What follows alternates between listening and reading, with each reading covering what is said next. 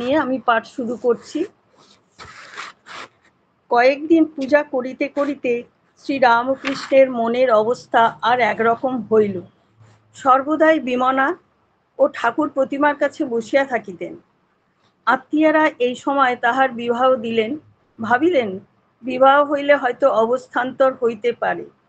কামাপুকুর হইতে 2 ক্রোশ দূরে জয়রামবাটি গ্রামস্থ স্বর্গীয় রামচন্দ্র মুখোপাধ্যায়ের কন্যা শ্রী শ্রী শারদামণি দেবীর সঙ্গে বিবাহ হইল 1859 খ্রিস্টাব্দ। ঠাকুরের বয়স 22-23, শ্রী শ্রী মার 6 বৎসর।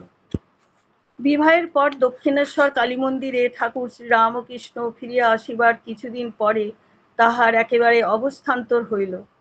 কালী বিগ্রহ পূজা করিতে করিতে কি অদ্ভুত ঈশ্বরীয় রূপ দর্শন করিতে লাগিলেন। আরতি করেন, আরতি আর শেষ হয় না। পূজা করিতে বসেন, পূজা শেষ হয় না। হয়তো আপনার মাথায় ফুল দিতে থাকেন। পূজা আর করিতে পারিলেন না, উন্মাদের ন্যায় বিচরণ করিতে লাগিলেন।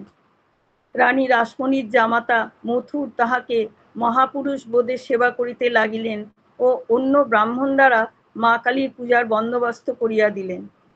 ঠাকুরের ভাগিনেও শ্রীযুক্ত হৃদয় মুখোপাধ্যায়ের ওপর মথুরবাবু এই পূজার ও ঠাকুর শ্রীরামকৃষ্ণের সেবার ভার দিলেন।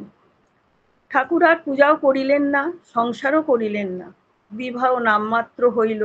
নিশিদিন মা মা, কখনো জড়বৎ কাষ্ঠপুত্তলিকার ন্যায়, কখনো উন্মাদবৎ বিচরণ করেন। কখনো বালকের ন্যায়, কখনো কামিনী কাঞ্চনাসক্ত বিষয়ীদের দেখিয়া লুকাইতেন। ঈশ্বরীয় লোক ও ঈশ্বরীয় কথা বই আর কিছু ভালোবাসেন না। সর্বদাই মা মা। নমস্কার।